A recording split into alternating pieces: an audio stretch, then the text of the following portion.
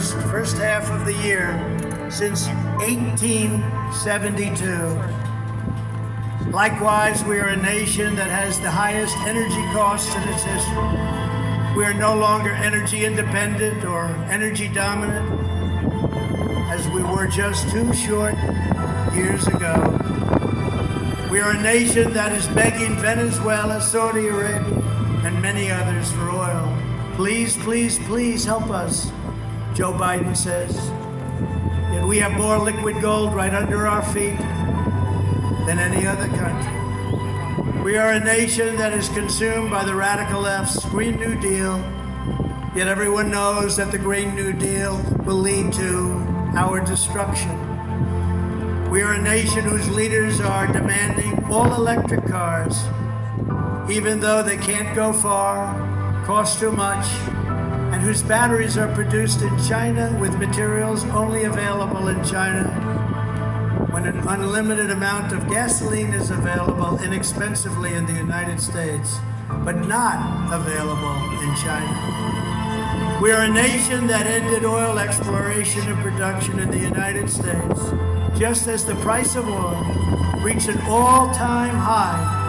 What other country would do such a thing? We are a nation that surrendered in Afghanistan, leaving behind dead soldiers, American citizens, and $85 billion worth of the finest military equipment anywhere in the world.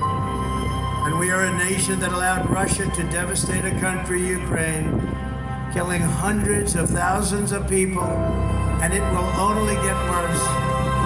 It would never have happened with me as your commander-in-chief, and for 4 straight years, it didn't happen. And China with Taiwan is next. We are a nation that has weaponized its law enforcement against the opposing political party like never before. We've got a Federal Bureau of Investigation that won't allow bad election-changing facts to be presented to the public. Where Hunter Biden's laptop from hell was a Russian disinformation ploy when the FBI knew it wasn't, and a Department of Justice that refuses to investigate egregious acts of voting irregularities and fraud. And we have a president who is cognitively impaired, in no condition to lead our country, and is now casually talking about nuclear war with Russia, which would be World War III and far more devastating than any of the previous wars because of the weaponry that no one even wants to think about. We are a nation that no longer has a free and fair press. Fake news is all you get, and they are the enemy of the people. We are a nation where free speech is no longer allowed, where crime is rampant and out of control like never before, and where more people died of COVID in 2021 than in 2020. We are a nation that is allowing Iran to build a massive nuclear weapon, and China to use the trillions of dollars it has taken from us to build a military to rival our own. And just 2 years ago, we had Iran, China, Russia, and North Korea in check. They weren't going to do a thing against us, and everyone knows it. They respected the United States. And perhaps most importantly, we are a nation that is no longer respected or listened to anywhere around the world. We are a nation that in many ways has become a joke. We are a nation that is hostile to liberty, freedom, and faith. We are a nation whose economy is collapsing into a cesspool of ruin, whose supply chain is broken, whose stores are not stocked, whose deliveries are not coming, and whose educational system is ranked at the bottom of every single list. We are a nation where large packs of sadistic criminals and thieves are allowed to go into stores and openly rob them, beat up and kill their workers and customers, and leave with armloads of goods, but with no retribution, where the authority of our great police has been taken, where their families and pensions have been threatened, and their lives would be destroyed for the mere mention of the words law enforcement.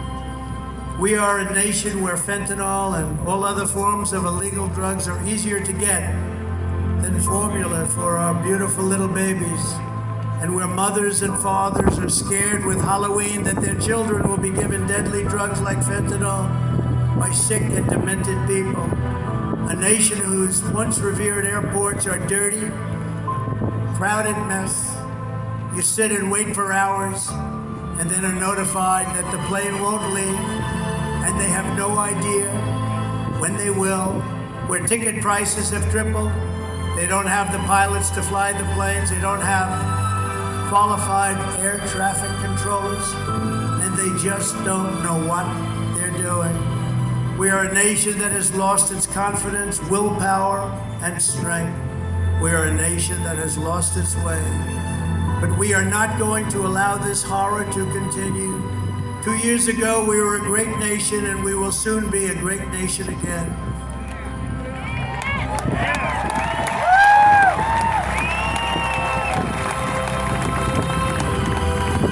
It was hardworking patriots like you who built this country, and it is hardworking patriots like you who are going to save our country. We will stand up to the radical left Democrats and the dangerous and unpatriotic rhinos, and we will fight for America like no one has ever fought before. There is no mountain we cannot climb.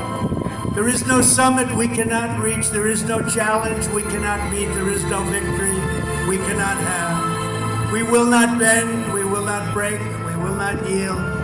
We will never give in. We will never give up. And we will never, ever back down. As long as we are confident, united, and loyal to the cause, the tyrants we are fighting do not stand even a chance.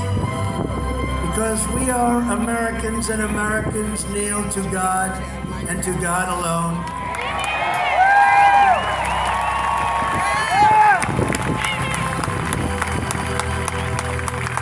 The silent majority is back and stronger than ever before. My fellow citizens, this incredible journey we are on together has only just begun. And it is time to start talking about greatness for our country again. We are one movement, one people, one family, and one glorious nation under God. So with the help of everyone here today and citizens all across our land, we will make America powerful again. We will make America wealthy again. We will make America strong again. We will make America proud again. We will make America safe again. And we will make America great again. Thank you, Texas.